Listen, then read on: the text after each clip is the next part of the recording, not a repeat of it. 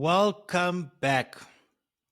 Now, consolidations is by far one of the most important topics that anyone studying accounting would encounter. What you want to really understand are the intricacies, the details. What must I do to be a consolidations expert so that I can maximize my marks and do well in tests and exams? This is the question, and that's exactly what we'll answer in this video. Hi, my name is Kandim Shumane, Chartered Accountant and Learning Strategist. In today's video, we've got an exciting lineup in terms of ensuring that you're best prepared to be a consolidations expert. I'll be talking, number one, my history and story behind this topic and why it's so near and dear to me. I'll then be talking about some of the concepts that I think you should be bearing in mind. For example, looking at the importance of understanding the process. Then, once you've understood the process, the concept of no carrying or closing or prior amounts. Then we'll talk about the importance of being able to then streamline this into proper exam technique and the ability to be able to score from your AOE and all these different tools that we'll introduce so that you can maximize scoring marks in an exam. Then we'll look at some other exam techniques that you ought to employ. And then hopefully at the end of this, you'll be better equipped to be able to excel in this topic. Right, let's go straight into it. Just a bit of a backstory. Why is consolidation so important? As we found in most exams, as you study to become a chartered accountant, you'll find that consolidations or group accounting is a really big topic. There's even entire textbooks that are dedicated specifically to this topic, showing the importance thereof. And even in practice, understanding consolidations is huge. It's something that you will encounter in your practice as a chartered accountant. And therefore, it's important to get it right the first time. I remember when I was in second year, the seniors at the time studying at University of the Witwatersrand at res used to say Finac Charles.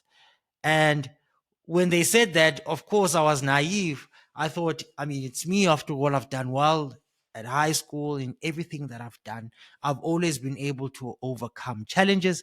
There is no way, absolutely no way, that I'm going to be tripped up by a simple course at school.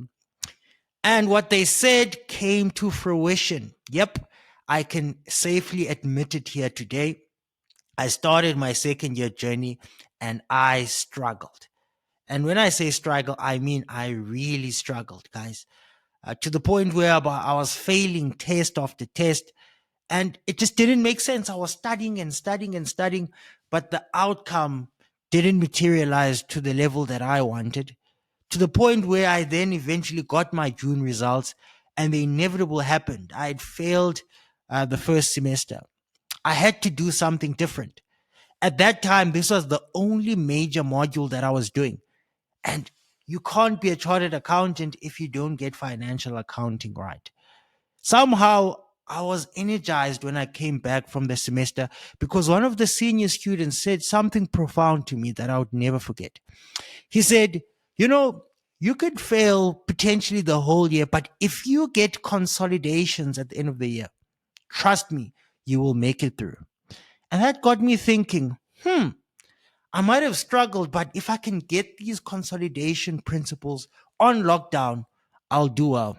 And guess what? I did exactly that. I grasped the concepts. I studied hard, but more specifically, studied smart with the right strategy and approach. And I went from a 40% right up to a low 70% for that module because of consolidations. And I never looked back from that instance. I would then do well in third year, fourth year, and ultimately ITC, which is now formerly IAC and APC. But how exactly did I do it? Now, the first thing that I really want to tackle in terms of consolidations is you then need to understand the core concept. What is consolidations? What is it trying to achieve? And how does it fit into the overall scheme of things in financial accounting? For me to illustrate this, I want to actually show a diagram because I believe this diagram will really help illustrate the point home. Now, for us to be able to understand the principle, we'll first start off with a basic example. Assume we've got a company called HoldCo A, and they buy 80% of the shares in B, which is the subsidiary. Assume further that the shares are bought for in cash. HoldCo financed the purchase through equity on the 1st of January 2023. The following is also relevant on that date. Assume that the fair value of the PPE is undervalued by 50 at acquisition, and the share capital has not changed specifically from acquisition to the current date, and retained earnings was nil. As we do this consolidation, we are exactly on the 1st of January 2025, and therefore we'll be looking at the consolidation process within 2025. Now, the first thing that's important before you start doing consolidations is that you need to understand what is it trying to achieve.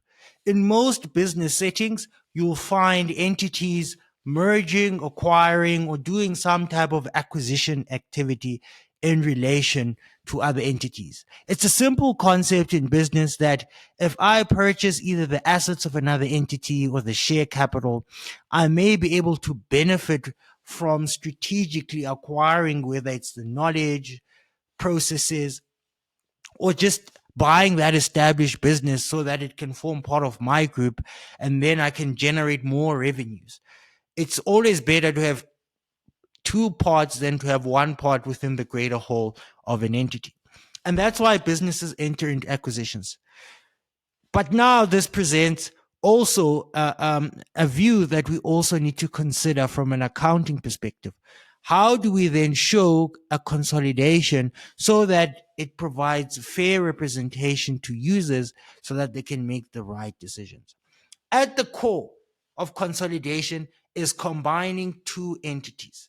I want to repeat this because it's very important. At the core of consolidations is combining the results of two entities. If you always remember this, you will never go wrong. But how does this really fit into the broader scheme? Let's go back to our example. Now, if we look at this example, we'll notice two basic principles here that come across that always have to consider. Now, if we look at our example here, we'll notice three basic concepts or principles that come about that we should always consider. Notice how we have a simple trial balance for two entities. We've got B, which is the subsidiary, where debits are positive and credits are negatives. Everything nets to zero to make sure that this is a proper trial balance. And we also have the acquiring entity or the parent entity, which is called HoldCo. This is the company that bought shares, that bought 80% of the shares in B. And as you can see, it's a pure HoldCo. The only asset sitting inside this entity is the investment in B. There it is, as well as share capital. The assumption here is that they finance the acquisition via equity, meaning when HoldCo was formed, investors probably put in 300 worth of capital, and then that capital was then used to purchase shares in investment B. If you look at B, for that matter, this looks to be the operating entity, the subsidiary, which has PPE, inventory, cash, retained earnings. Notice how this is retained earnings at the 1st of January. I think here I should say the 1st of January 2025. That's an important concept. And then there's profit for the year. And then there's share capital. And then there's loan for a bank. Okay. Now, when you do a consolidation question, it's very important that you don't get bogged down. Many students will want to remember, oh, I did that specific question. And in that question, we did an AOE. And because there's an AOE, I need to do it first before I answer the question. Please, guys, let the question guide you. Usually in consolidations, they'll ask you, prepare the consolidated income statement, balance sheet, statement of changes in equity, or sometimes they may ask for pro forma journal entries. But regardless of what they ask you, the process remains the same. You always have to add A plus B first before you start understanding what you must do from a consolidation, adjustment, or change perspective. you need to firstly ask yourself, what are the results of B? And here they are, the full trial balance consisting of assets. And then what are the results of the parent, which is A? You get their results. Then all you do, you aggregate them into a combined result.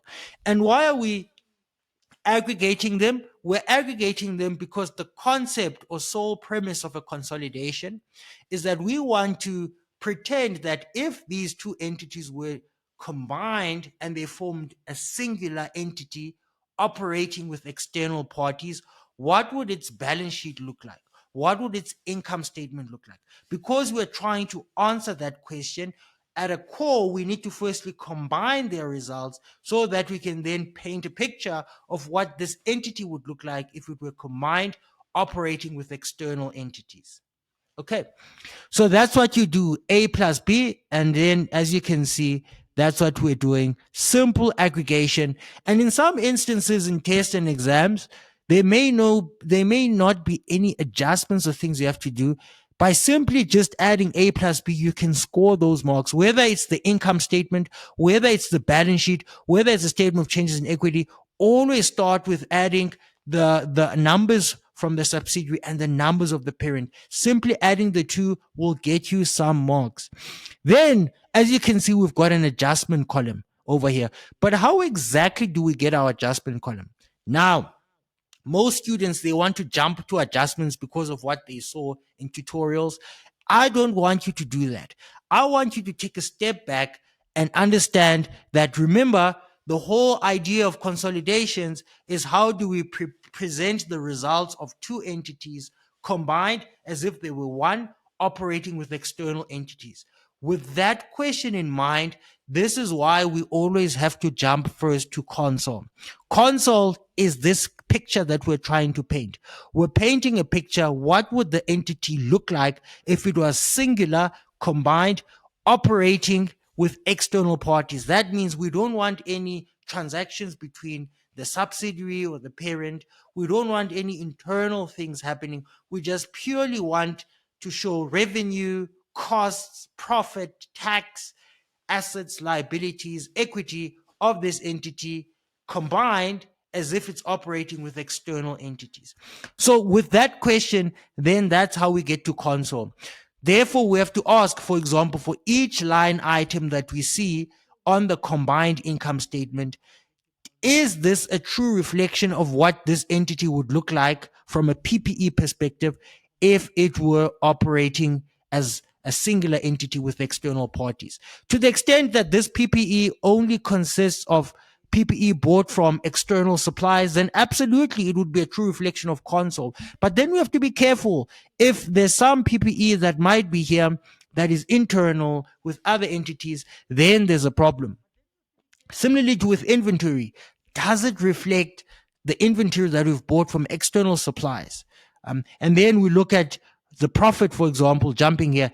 Is this profit purely revenue and costs that have been incurred with external parties? That's important. To the extent that there's any internal things happening, those need to be eliminated and netted off so that they don't distort the result of this external party. Cool. So you must therefore have an idea or picture of what the console should look like. Once you have an idea of the console, then you'll understand the adjustments. So based on our example, let's look at what the console should ideally look like. Cool. Now, I know what you're thinking. This is a lot. How did we get here? I'm also seeing adjustments here. How exactly did we get? Don't worry, I'll take you through this. This is the whole concept. But the key thing that I want you to understand is that we started here and we built a view of what should the console look like. And it's from this console that we then understood what the adjustments should be. And then it is these adjustments that we can then either plug into an income statement if the question asks for a consolidated income statement, or we can plug into a statement of changes in equity if they ask that, or we can plug into journal entries if they ask that. But the core still remains. Now, as you can see, we've made notes here in terms of how do we determine this. For example, PPE, it is not possible to determine PPE in this example alone. Why? If you recall from our background information, we were told that PPE was undervalued by 50 at acquisition. So a portion of this would relate to that specific transaction in relation to PPE. And therefore we'll take you through how we got that. Inventory is simple. The scenario didn't mention any issues with inventory, so then inventory is still at 50. So what is combined is also what we expected console, no adjustment. If we think about cash, same thing. Cash is usually correct 100% of the time. It will always be correct. What goes out must come in, what goes in must come out. This is the basic premise of cash.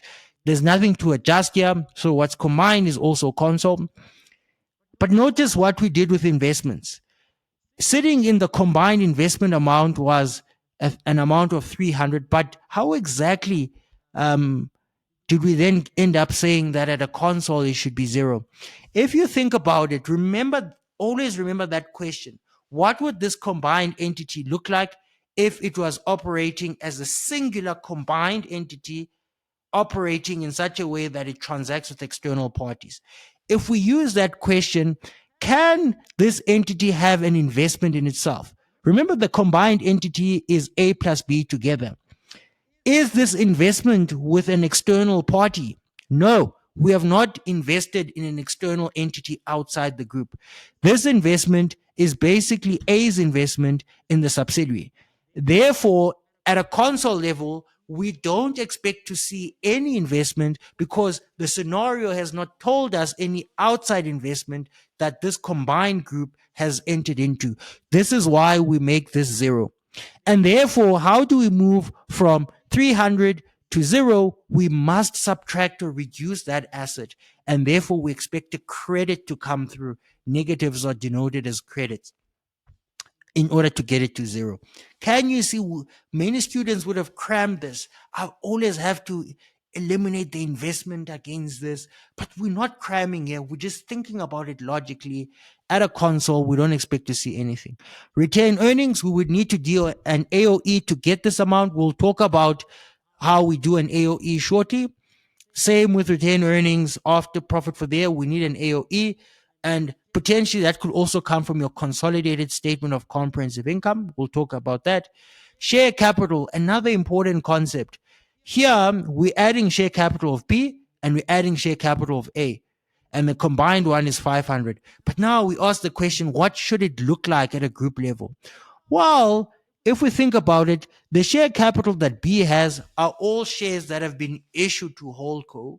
And one wouldn't expect us to be able to show that view at a combined level because we want to show transactions with external parties only. So the only shareholders that are external to the group, or the transaction that relates to money that came into the group externally for shares, is only HoldCo. The transaction with B and A was internal. And that's why we're saying that from a console perspective, the share capital that should be shown in the combined entity should only be the share capital of the HoldCo, because that's the only entity that has issued shares to external parties. B has issued it to a member of the group, or the combined entity is internal, and that's why we have to eliminate it. So how do we move from 500 to 300? We must then process an adjustment of 200. So we're reducing a credit, and that's why there's a debit entry here for 200 for share capital. Again, we're not cramming, we're just thinking about it logically. Similar concept applies to bank. We can see that bank here is sitting at 150 from the sub perspective. HoldCo, there's no number. Combined is 150. We did not hear about any internal transactions between A and B in relation to bank. This is an external entry, and therefore we're happy that what's combined is also what should be sitting on console, as if this was a combined entity operating with external parties, and that's why there is no adjustment. Deferred tax, we'll need to do an AOE. And just a bit of exam technique here, you will always potentially have these three types of entries that you have to make provision for. As you can see, they are not sitting in B or A, but because of the inherent nature of some of the adjustments that need to come through, deferred tax will always be impacted. And that's why we bring it in as a separate line here. We'll look at it, how we do it in the AOE. Similarly, there's a concept called non-controlling interest. What non-controlling interest is those minority shareholders who have an interest in your business. In as much as the entity that is the parent controls the majority of the relevant activities, and therefore the majority of the decision making, we still need to acknowledge that there are these minority interest holders that have a right to the net assets of the business. It is a purely presentation perspective that we do this. Non-controlling interests do not result in losses, neither do they result in income for the business. It's very important to understand this. It's simply a presentation objective that we're trying to achieve. We're saying our combined entity made this profit, but what percentage of this profit belongs to a parent of the group, and what percentage belongs to these minority interest holders that are outside of our group. And those minority interest holders are called non-controlling interests. We'll look at the AOE on how this is determined. And then ultimately, there's the concept of goodwill. Goodwill is defined. And before we get into it, it brings us to the next section of our video, which I want to talk about is the interaction between consolidations and business combination. Now, when we talk about business combination, IFRS 3 and IFRS 10 are linked. IFRS 10 talks to how do I present consolidated income statement, balance sheet, cash flow statement, statement of change in equity for the group. IFRS 3, however, talks to a specific transaction that takes place on day one within the consolidation process, i.e., at acquisition. So that at acquisition entry that the standard talks about is what we're talking about when it comes to IFRS 3. Now, within IFRS 3, it then dictates what the accounting should then look like at acquisition, which is on the date when the parent acquires the shares in the subsidiary. The core principles of IFRS 3 are as follows. Number one, we need to bring in all the assets and all the liabilities of the subsidiary entity into the parent entity. And that's what we were doing here by combining A and B. The process of combining A and B is being able to obey that basic principle within IFRS 3 at acquisition, bring in all the assets and liabilities of the subsidiary entity. Now, as you bring in those assets and liabilities of the subsidiary entity, that needs to be done on a fair value basis. So this means that you need to then measure every single asset and potentially remeasure it to fair value if it's not already sitting at fair value. Now, in the scenario, they told us PPE is undervalued by 50. Because it was undervalued, it meant that the cost was below its fair market value. And because IFRS 3 requires that the assets be brought in at fair value, this is why we have this fair value adjustment that needs to come through that we're talking about on day one. The second thing that is important is that once we've brought in all these assets and liabilities and fair value, and you might be asking, but Kanti, why are we bringing in all these assets and liabilities at fair value? Well, the standard says that, but also if you think about it, it's trying to establish a good starting point for this combined entity operating with external entities. And to the extent that we can bring in all these assets at fair value, it then becomes a truer reflection of what those assets are worth within the combined entity. This is why we showed this view. Clearly so that it is not distorted by any historic elements that related to these assets before the group took over the item. Okay. Once everything is at fair value, then IFRS 3 then talks about how do we then go about recognizing what we call goodwill and non-controlling interest. Goodwill is therefore a function of us measuring all those assets at fair value and then comparing the consideration that we pay and the non-controlling interest to those assets, and the differential is goodwill. Think about goodwill as the additional amount that you've purchased relative to the asset value. Okay. Now, this sounds a bit technical. You might be asking, so therefore, let's go back to our simplified example to see exactly how IFRS 3 was applied to this transaction. Okay. if we look at the AOE, this is the good starting point to be able to understand how IFRS 3 applies. And this is also a good exam technique for you. Once you've established the A plus B concept and you've updated all your primary financial statements for that, the next step is to always deal with the at acquisition entry, which is IFRS 3. And in terms of this, the basic premise about at acquisition entry is that we want to eliminate the equity of that subsidiary against the investment. Now, why are we doing this? It goes back to what we talked about. If you looked at our adjustments that we spoke about, the basic ones, when we spoke about share capital, for example, this is the one entry that we spoke about, and we also spoke about the investment. So the share capital and the investment, we've already established that they need to be eliminated, and that's what this at acquisition AOE is trying to do. It's saying, okay, on day one, there was share capital of 200 when we purchased the entity. That needs to be eliminated. And that's why we include the share capital. And then we have retained earnings. The assumption here is that there were no retained earnings on day one, and that's why this is 0. Then we talked about the PPE. Remember, all assets and liabilities have to be brought in at fair value. Notice something important here, guys. Share capital and retained earnings is a proxy for assets minus liabilities. I want to repeat this because it's very important. When we bring in share capital and retained earnings, these are the only equity items. Remember the definition in the accounting equation. Assets equals owner's equity plus liabilities. Because of this definition, we can then work backwards to say, if the standard is saying I must bring in all my assets minus my liabilities, so assets minus liabilities must therefore equal owner's equity, right?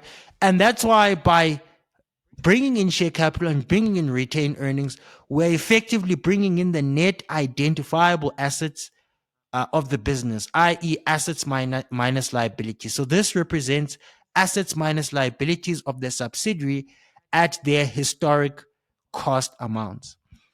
Now, because IFRS 3 requires those assets to be fair valued, the undervalued PPE will not be reflected in these two numbers. And that's why we bring in the separate fair value adjustment of 50. It's going to increase our PPE to the correct fair value. And that's why we see an uplift of 50. But then similarly, because that value increased and the tax base stayed the same, and again, guys, we're not covering the technical aspects of tax in this video, but the core concept is the tax base represents deductions in the future, and the carrying amount represents future taxable income. Now, if your carrying amount is increasing, the future tax that you will pay relative to your deductions, which is staying the same, since SARS doesn't care about these fair value adjustments, it therefore means that there's going to be higher tax to be paid in the future. And that's why we're saying there's going to be a deferred tax movement. This will always be the case. This is exempt. Whenever you've got fair value adjustments or things that you are doing because of consolidations or IFRS 3, you must always incorporate the deferred tax element, which tends to operate in the opposite manner. Because this is an asset, then higher tax means liability. So it will always be in the opposite direction, that tax component. Okay, cool. And that's at a rate of 27%. Once we've done that, then we can identify the net identifiable assets at fair value. Then these net identifiable assets at fair value, if we multiply it by a rate of 20%, this gives us our non-controlling interest share. Again, guys, this is purely for presentation. We want to show that what is the minority holder's interest in relation to these assets that we're now bringing in, or these net assets. Then whatever's left must then belong to the parent. At this stage, once you've identified your net identifiable assets and you understand your NCI and your parent, you are then in a position to calculate goodwill. The definition of goodwill can be found in IFRS 3 Goodwill is only recognized at acquisition. It's an at acquisition entry required by IFRS 3. Remember the link we spoke about? And the definition of goodwill is equal to the consideration. Consideration is always at fair value plus the non-controlling interest minus the net identifiable asset. So the consideration in most cases would be how much did the parent entity buy the shares in the subsidiary for. It's the cash component, but it may include any non-cash components. To the extent that it does include non-cash components, those need to be brought in at fair value, right? Then you add the non-controlling interest, which you've calculated there of 47.3 at acquisition. Then the consideration plus NCI minus the net identifiable assets at fair value, which is this amount here, will then give you goodwill.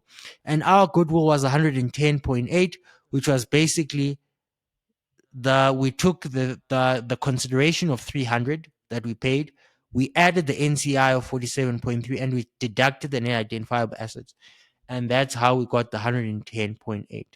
Interestingly, if you were to do this, especially because here we're measuring non-controlling interest at a proportionate share, guys, so NCI may be measured at fair value, which is then they would have to tell in the scenario how many shares belong to non-controlling interest, and then you'd have to apply their share. But for the purposes of this simplified example, we assume NCI is measured at a proportionate share. So therefore, that's why we multiply 20 by the net identifiable assets. If you see this, if we compare the consideration and the share of the parent, remember this is 80% and this is 20%. That difference equals your goodwill if it's on proportionate share. Another interesting thing about it. I always used to do that to check that I've calculated goodwill correctly. Okay, now let's look at this entry. Notice how before I jump to this entry, I do my AOE. After you've done this AOE, guys, there's a mistake that students make where they want to remain here. Do not remain here. What I would advise you to do is that as soon as you've done the at acquisition journal entry, the at acquisition portion of the AOE.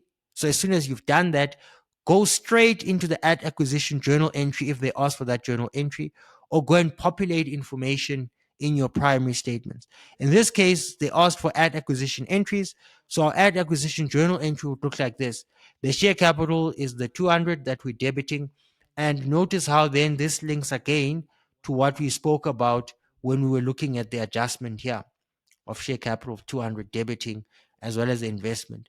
It's the same concept. So share capital is debited at 200, and then investment is credited at 300. We got that. We didn't need an AOE for these two items. We did, however, need an AOE for goodwill, which we then just calculated now. Goodwill is an asset, so therefore there it is here. And by the way, in that calculation, had the consideration and NCI been less than the net identifiable assets, we would have had a bargain purchase gain, which would have been a credit here. Just something to note. Then fair value, remember we're increasing the PPE by 50. And then we also bring in the non-controlling interest. That comes straight from our AOE that we just calculated over there. And then the deferred tax component of 13.5 also comes in. Cool. That is my at acquisition journal entry. So be very careful, guys.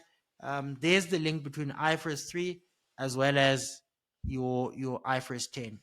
IFRS 3 only applies at acquisition. After you've done your at acquisition, you move away from IFRS 3. Now, other core concepts that I want to talk about as well, it's not going to be specifically done in this video, but watch out for any recognition exceptions. So IFRS 3 does deal with these. For example, you might have instances where you have intangible assets that were previously not recognized in the separates of a subsidiary entity, but now can be recognized at consolidation because of the fact that you can identify separately what that intangible asset is, and its value is now being embedded in the consideration that you're paying. That's one element. Any contingent liabilities that where, for example, initially maybe you couldn't reliably measure it, and that's why you didn't recognize a provision, but rather disclose a contingent liability. Now, at consolidation, potentially you can be able to recognize those contingent liabilities. There's also reimbursive assets, reacquired rights. Again, please have a look at those principles, but I just want you to analyze and understand that those two can also influence this at acquisition entry that needs to be done. Cool. The next part is that once I've done the at acquisition entry and I've applied the concept of IFRS 3, then you need to now work through the other years, which is your post acquisition period, to the beginning of the year, as well as the current year analysis. And that's exactly now what we will do. Cool. So, how did we do that? Before we go into that, let's go back to our combined console and see what have we now been able to achieve. Specifically for this, we've been able to achieve share capital. We know how we got this share capital adjustment. We know what this investment is about. We still don't know what these two elements are about, so we still need to go to our retained earnings. And therefore, let's go to it now. If we look at our AOE in 2024, the next element is that you have to look at the post acquisition from 1st January 2023 to December 2024. And how you start is that you first start with retained profit. Retained profit are all the profits that are being generated by the subsidiary entity post acquisition. Those profits now belong to the group. If you think about holistically what we're trying to achieve, it's a singular entity operating with external parties. Now that it's part of the group, those profits belong to our group, and that is why we want to reflect them. So retained earnings of 50. And how did we go? How did we get that? Well, they told us that retained earnings on the 1st of January was 50. And we know that on day one, the retained earnings was actually zero. That means that the post acquisition profits from the 1st of January to December 2024, or what we say the 1st of January 2025, the retained profits would be the 50 over here, right? And I guess what I would want to maybe just put here, just to make it more clearer, I'd rather say, let's do this. I'd rather say,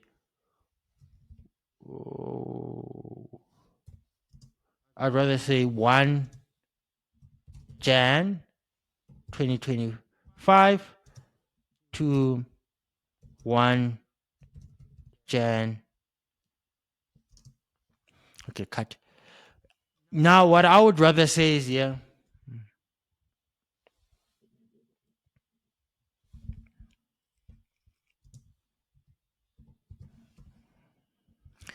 I would rather say 1 Jan 2023 to 1 Jan 2025.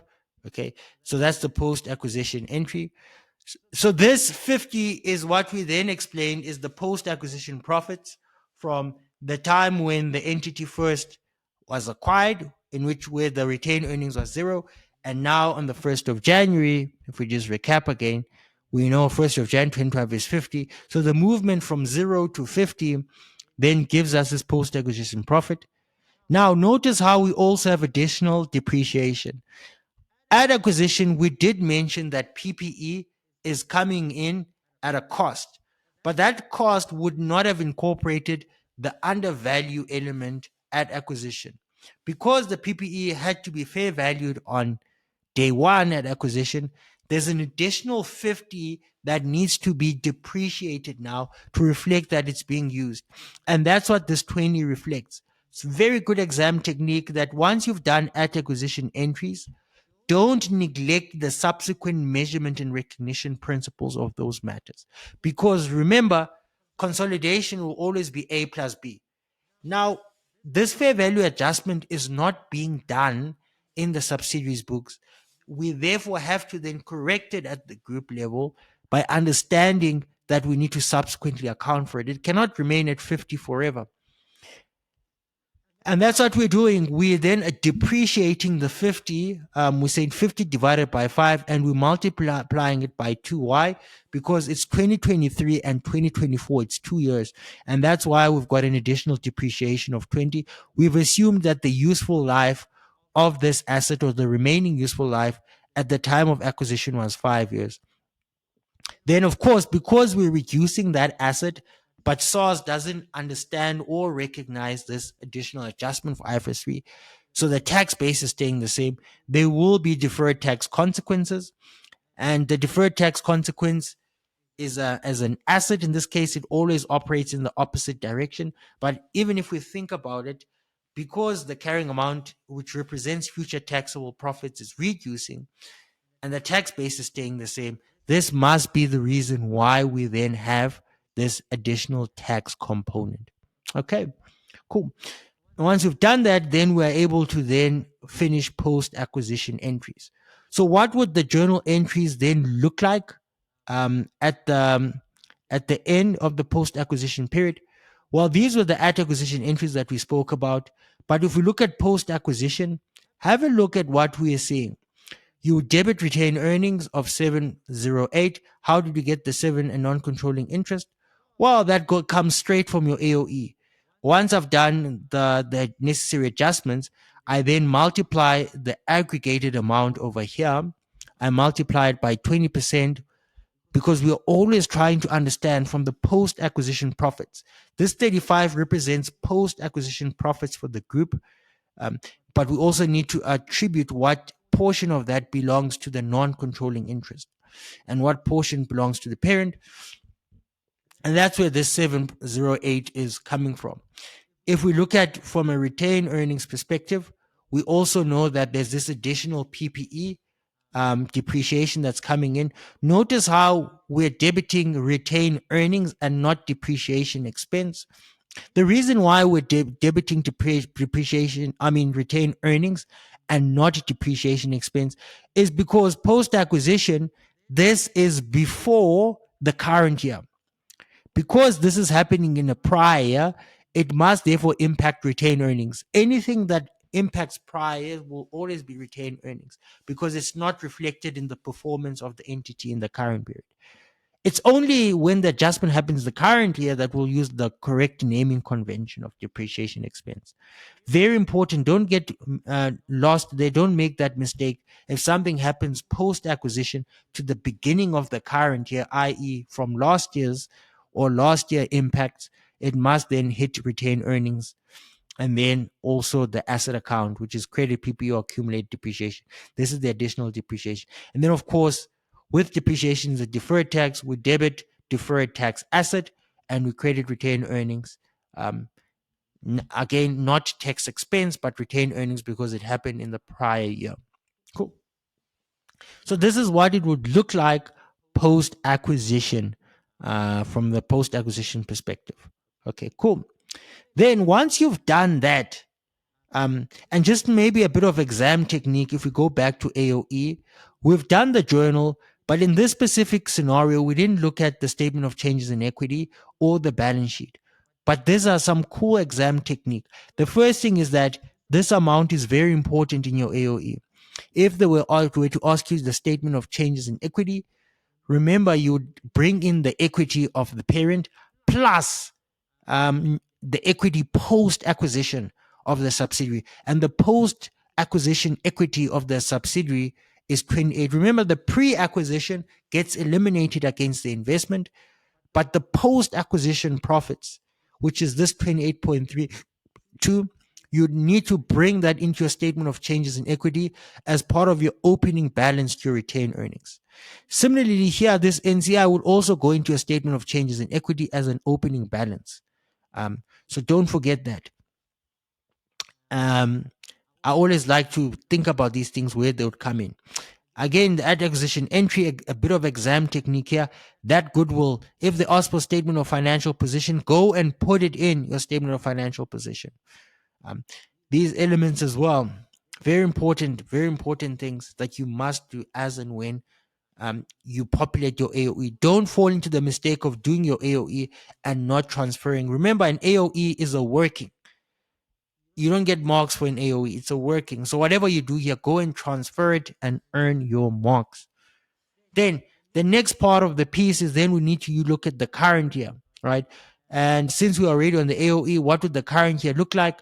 So we're already told that the profit for the year was 50. We just bring in the profit of the subsidiary. Then, of course, there's additional depreciation. Remember, we've got that PPE that needs to be depreciated from day one, that fair value, which is then that's the 50 divided by 5. That's what we did. This is the depreciation for the year. Then the deferred tax on that asset going down, similar to what we explained there, tax base staying the same, deferred tax asset.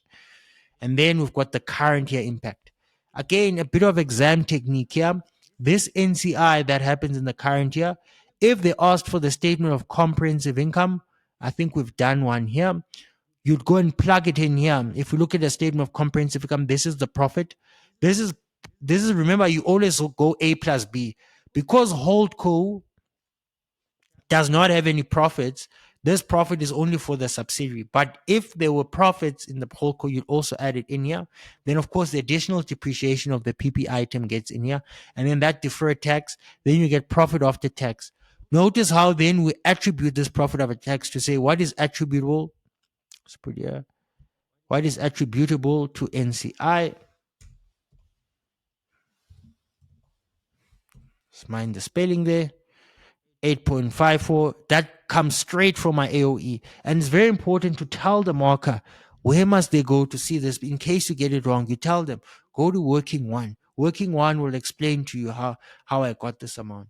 And exactly that, it's this amount over here that we do. So know when to transfer. Once you've done all these adjustments, transfer this to score your marks.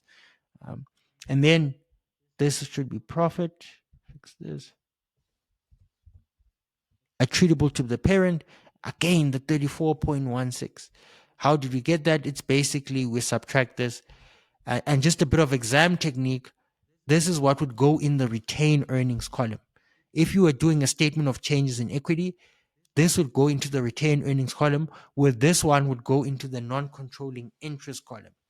Very important exam techniques. Practice those so that you don't get lost.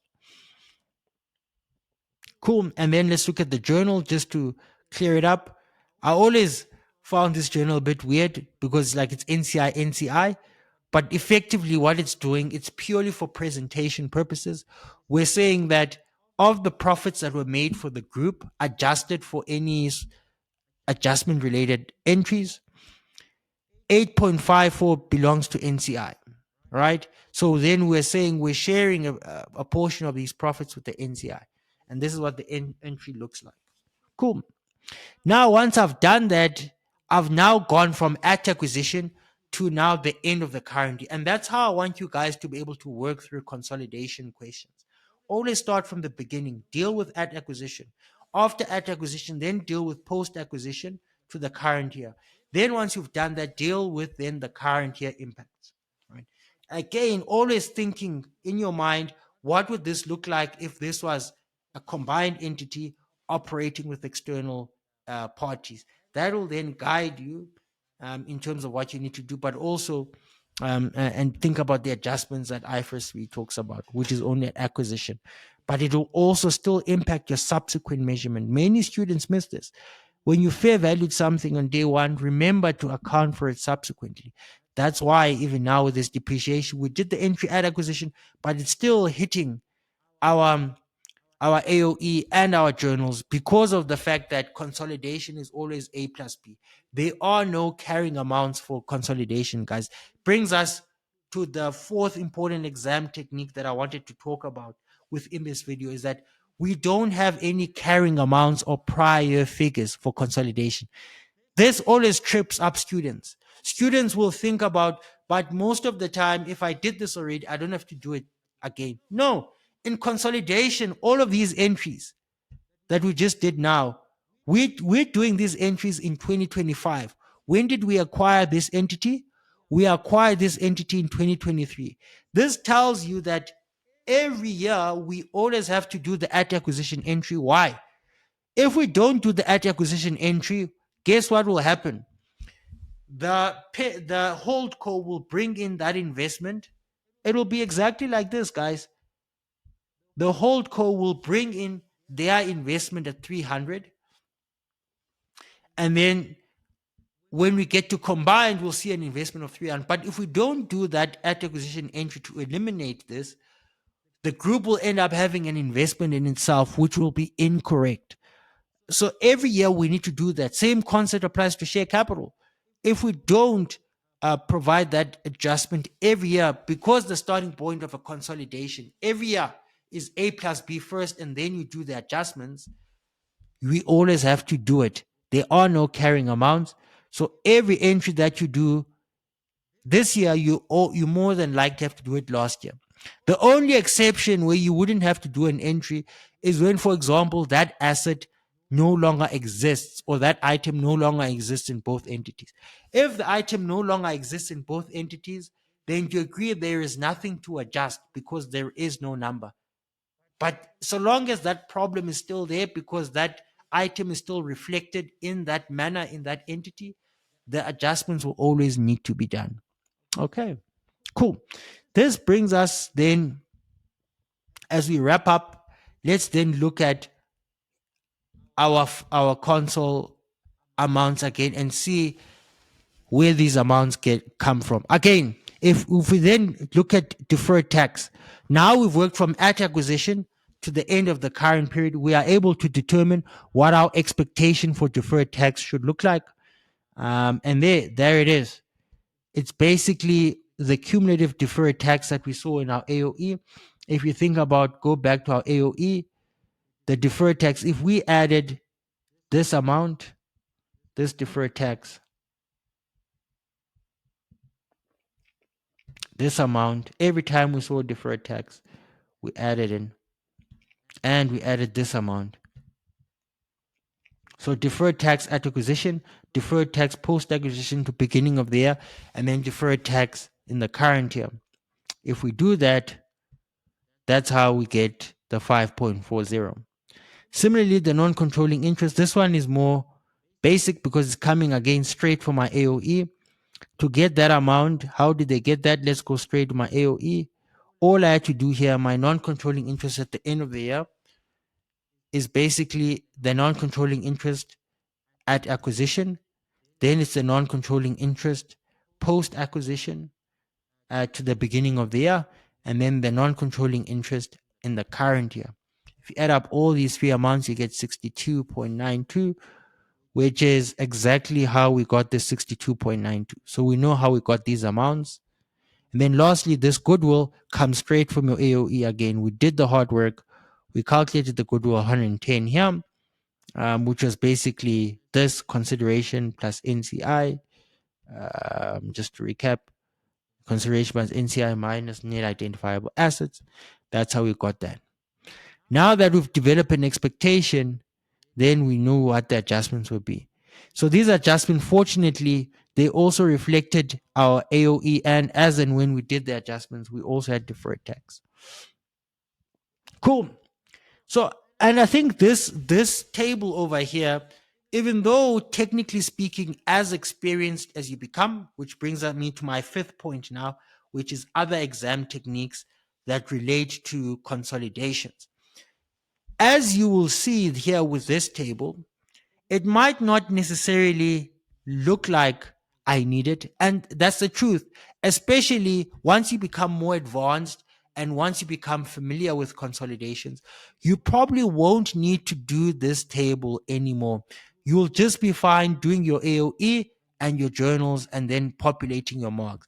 In fact, I would always suggest that you once you get advanced to be able to cut down on time so that you don't get left out, rather avoid doing this.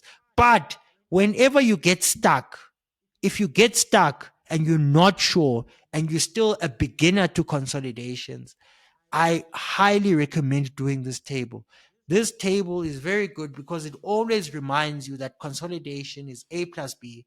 Then you develop your expectation of what it should look like in the console. And remember, your expectation is either the general rule of an external party operating with external entities, or it could be coming from IFRS 3 if it is an acquisition entry, in which case we then have to do an AOE and apply those rules. Whatever it is, develop that expectation. Once you have that expectation and then you compare it to the combined, you can then be able to be in a position to process any adjustments that are required.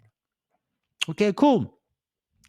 That is what I wanted to share with you guys in terms of from the technical aspect of very good examples. And the last thing that I would say in terms of my general advice to consolidations, there are other advanced concepts within consolidations, like changes in holding, foreign consolidations. But all of those are all applications of the consolidation process. Um, they should not result in you losing marks. Get the basics right. Understand, for example, what is a consolidation, right? Like what we covered. Why are we doing it? Understand the concept of A plus B first, developing an expectation in your console, the adjustments and why we do the adjustment. Then practice scoring your marks and doing your AOE and knowing what to do with that number. Once you've completed your AOE, where do I take it? In the income statement, in the balance sheet, and score those marks. Once you've perfected that, then you can go into those specific rules that are nuanced in IFRS 3 in relation to exceptions for recognition and measurement. And you can then look at those other technical aspects that can also enhance you. Okay. Hopefully now you're in a better position to do well in consolidations. I hope I've demystified it and made it easier for you. And now you are going to be able to tackle those consolidation related questions. Again, give the video a thumbs up if you liked it, comment, share, and of course, as we spoke about earlier on in the video, if you like more of these videos, say so in our community. We also have a private community that deals specifically with these technical issues. Go and join the WhatsApp group. Description already shows how to join. Until we meet again, though, I believe in you. You can do it.